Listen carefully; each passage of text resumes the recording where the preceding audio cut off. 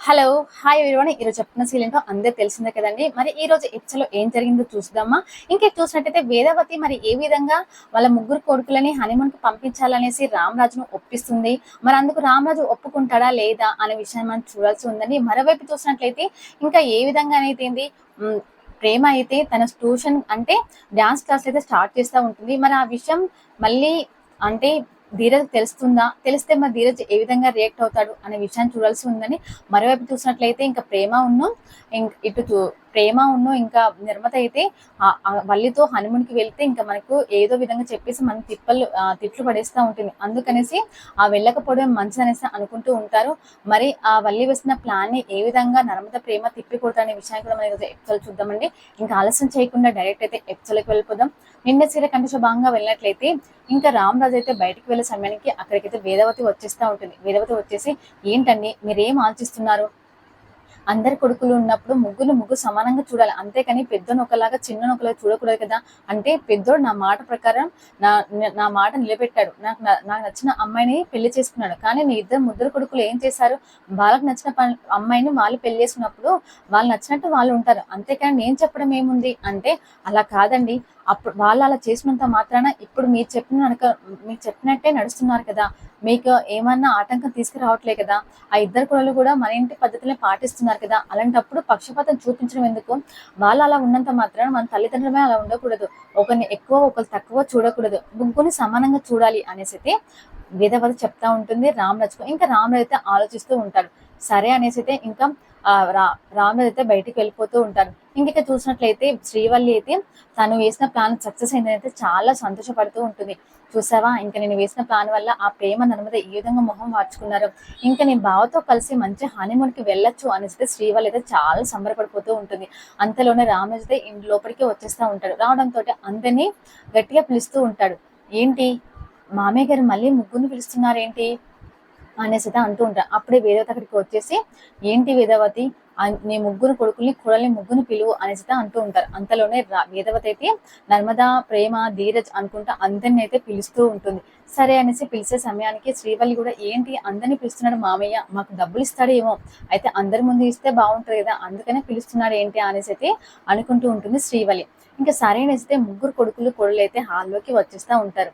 అప్పుడే ఇంకా రామరాజు అయితే, ఏరా సాగర్, నువ్వు 4 రోజులు మిల్లుకు రాకుంటే ఏం కాదు, నేను తిరుపతి చూసుకుంటామే. ఏంటి నాన్న ఎందుకు అంటే, అదేం లేదులే.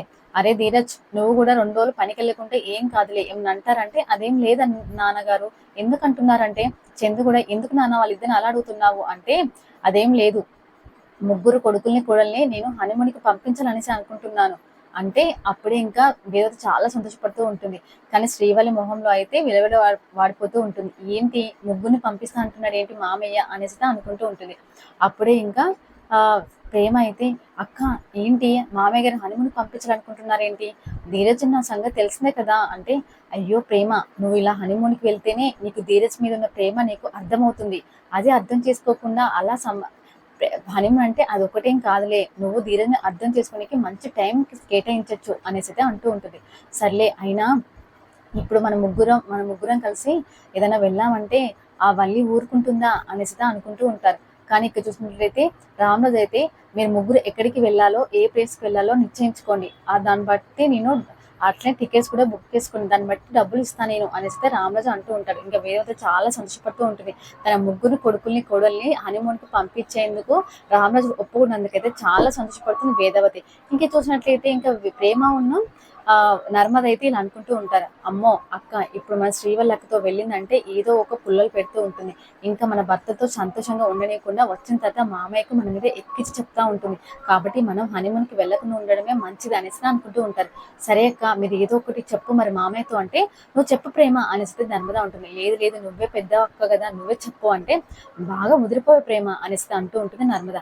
సర్లే, అయినా మామయ్య గారు హనుమకి వెళ్ళడం అంటే ఇప్పుడు నాకు సెలవులు లేవు, మొన్ననే లీవ్స్ అన్ని అయిపోయాయి కదా, వాళ్ళు ఒప్పుకోరు. కానీ ఇటువైపు చూస్తే వేదవతి, అరే ఎందుకు అలా అంటున్నావు, అలా ఎందుకు చేస్తున్నావు, నేనేమో కావాలని ఒప్పిస్తే ఇదేమో వద్దంటుండేంది ఈ పిల్ల అనేసి అనుకుంటూ ఉంటుంది. సాగర్ కూడా, ఒప్పుకో తల్లి, ఎందుకు మా నాన్నగారు ఇచ్చిన ఒక్క అవకాశం యూజ్ చేసుకోకుండా వద్దంటుంది ఏంటి అనేసి సాగర్ అనుకుంటూ ఉంటాడు. అప్పుడే ప్రేమ కూడా, అయ్యో మామయ్య, నా కూడా ఎగ్జామ్స్ ఉన్నాయి, ఇటు అటు తిరిగితే నా ఎగ్జామ్స్ డిస్టర్బ్ అయిపోతాయి అనేసి అంటూ ఉంటుంది ప్రేమ.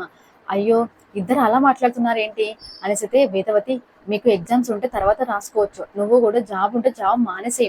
ఏంటత్తయ్య ఏం మాట్లాడుతున్నారు, ఇదైనా నార్మల్ జాబా, గవర్నమెంట్ జాబ్, దీనికోసానికి వాళ్ళు ఇన్ని అనే సెలవులు ఇస్తారు అంతే తప్ప అవే వాడుకోలే, కానీ మనకు నచ్చినట్టు వాడుకోకూడదు. అయ్యో ఇవంటే ఏం లేదులే, నేను మా మామయ్య కానీ ఇంత కష్టపడి తప్పిస్తే వీళ్ళంతా నా ప్లాన్ ను ఫెయిల్ చేసేట్టు ఉన్నారే అనేసి అనుకుంటూ ఉంటుంది వేదవతి. ఇంకా సరే అనేసి అయితే రామరాజు, మీ లొల్లి ఆపుతారా, వెళ్తే ముగ్గురు వెళ్ళండి, లేకుంటే ఎవ్వరు వెళ్ళకూడదు, ఏదో ఒకటి డిసైడ్ చేసుకొని చెప్పండి నాకు అనేసి అయితే రామరాజు అక్కడి నుంచి వెళ్ళిపోతూ ఉంటారు. ఇంకా శ్రీవల్లి అయితే చాలా కుళ్ళుకుంటూ ఉంటుంది. ఏంటి మేము చేసిన ప్లాన్ అంతా అప్సెట్ చేశారే, మీరు కావాలని చేశారు కదా అంటే, అవును మేము కావాలనే చేసాం అనేసి అంటూ ఉంటారు. ఇద్దరు వెళ్ళిపోతూ ఉంటారు. ఇంక ధీరజ్ అయితే బయలుదేరుతున్న సమయానికి ప్రేమ ఒక్క నిమిషం ఆగమనేసి అయితే ధీరజ్ని ఆట పట్టిస్తూ ఉంటుంది. ఇంకా ఒక్క నిమిషం ఆగితే ఏం చెప్తావు ఏంటి అంటే, నాకు ఆల్ ద బెస్ట్ చెప్పు అనేసి అయితే అంటూ ఉంటే, ఏంటి మళ్ళీ ఏం పని స్టార్ట్ చేయబోతున్నావు, ఆల్రెడీ వద్దని చెప్పాం కదా ట్యూషన్స్, మళ్ళీ ఏం చేస్తున్నావు, అదేం లేదురా బాబు, నువ్వైతే ఆల్ ద బెస్ట్ చెప్పు అనేసి అంటూ ఉంటుంది ప్రేమ. సరే అనేసి ధీరజ్ అయితే ఆల్ ద బెస్ట్ చెప్తా ఉంటాడు. ఇంకా ధీరజ్ తెలియకుండా అయితే ప్రేమ అయితే డాన్స్ క్లాస్ స్టార్ట్ చేస్తూ ఉంటుంది. మరి ఆ ధీరజ్ మరి డాన్స్ క్లాస్ స్టార్ట్ చేసిన విషయాన్ని మరి ఏ విధంగా తెలుసుకుంటాడు విషయం రేపటి ఎపిసోడ్ చూద్దామండి. మరి రామరాజు ఏ నిర్ణయం తీసుకుంటాడు, ముగ్గురు కొడుకుల్ని పంపిస్తాడు లేదని విషయం రేపటి ఎపిసోడ్ చూద్దాం. ఇదే ఈరోజు వీడియో మీకు కనుక నచ్చితే ప్లీజ్ కామెంట్ చేయండి, subscribe channel. Thank for watching.